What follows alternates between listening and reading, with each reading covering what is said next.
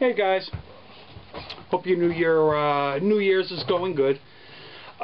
This is a video to explain why I live in the Netherlands. A few people have asked me, one of which is Sherwulff, who I made a video response to about road trips, which I've had a million of.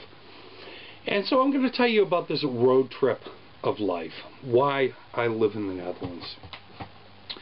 About 17 years ago, I was contacted by my sister, who moved now here to the Netherlands.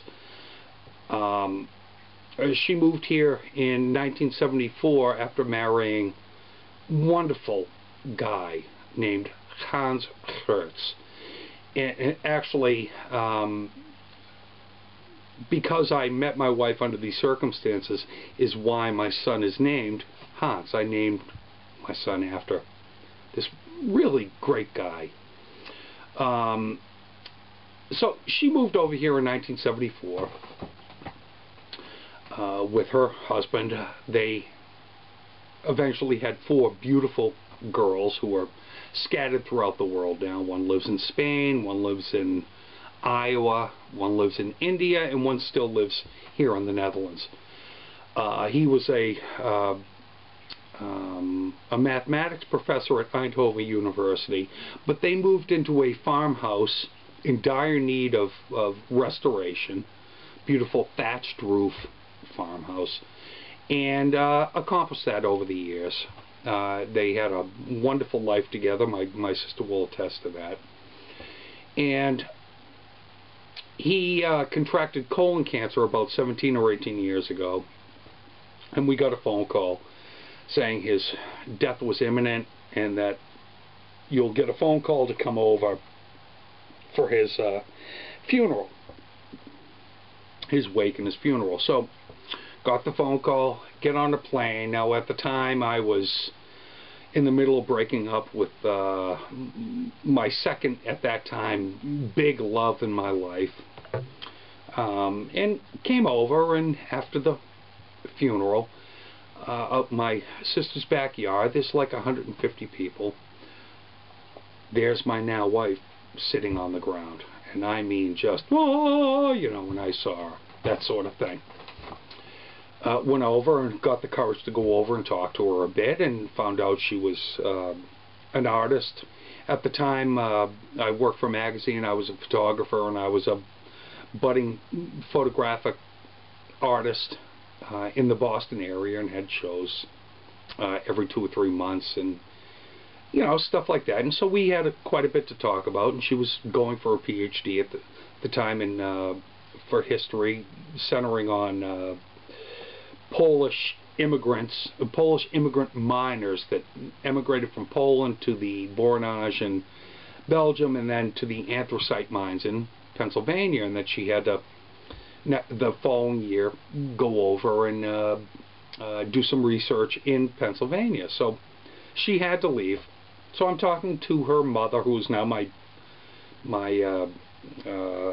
mother-in-law, and I said to her, well, why don't you tell Peen, that's my wife's name, is Peen, if she comes to Pennsylvania, to give me a call, come up to Boston. You know, Americans always do that. Oh, give me a call, come on up, but we don't really mean it.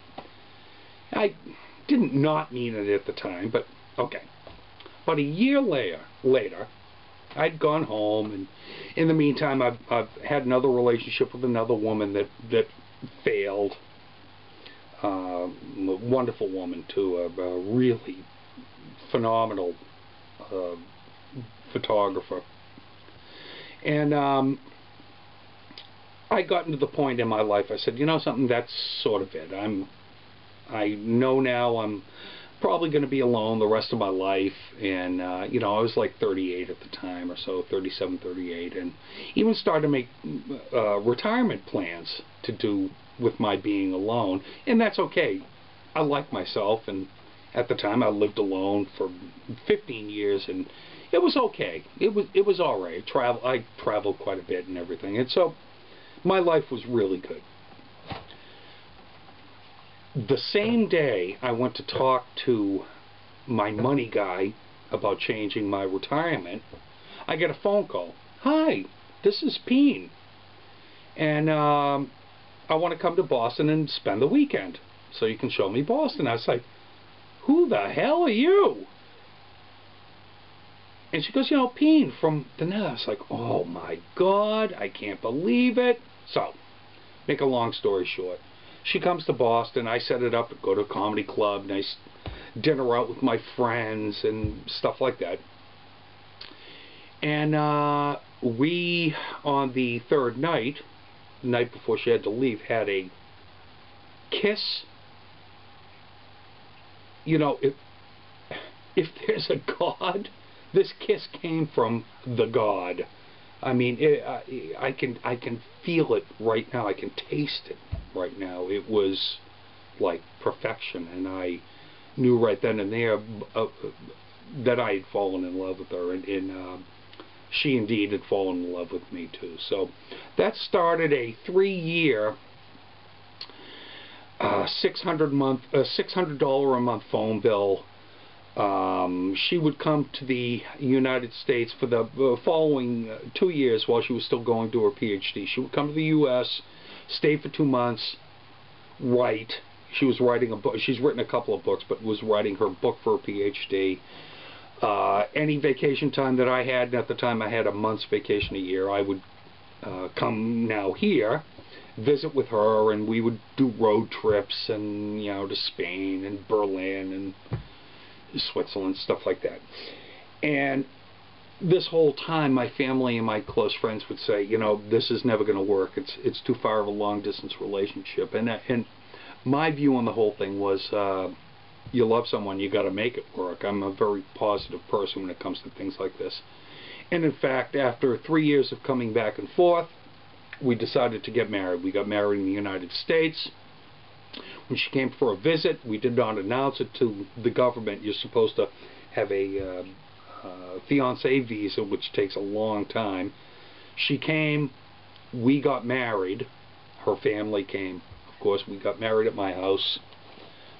Beautiful, beautiful ceremony and stuff. And decided to live in the U.S. But before I got married, I promised her, I said to her, you know, if you find a job to do with your PhD in the Netherlands, I'm willing to quit my job and to come. Well, you got to be careful what you promise people. She could not get a good job in the U.S. To get a job at a university, you have to have an in with the university or have to know people, which she didn't. Did second-rate jobs, third-rate jobs, which were really demeaning. She hated it. She hated the system in the U.S. She got a job in the Netherlands at a research institute, and we moved. And in that time, we had a son named Hans. We moved here. Poor as dirt. For the first 2 years, it was miserable for me. I couldn't get used to things here, but now it's my home now. After 3 years, we bought our own home.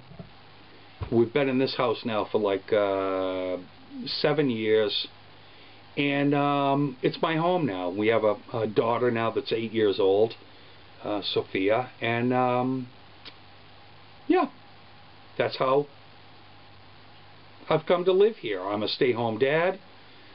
I fly back and forth to the U.S. to service the couple of clients that I have, photography-wise, and I'm a webmaster.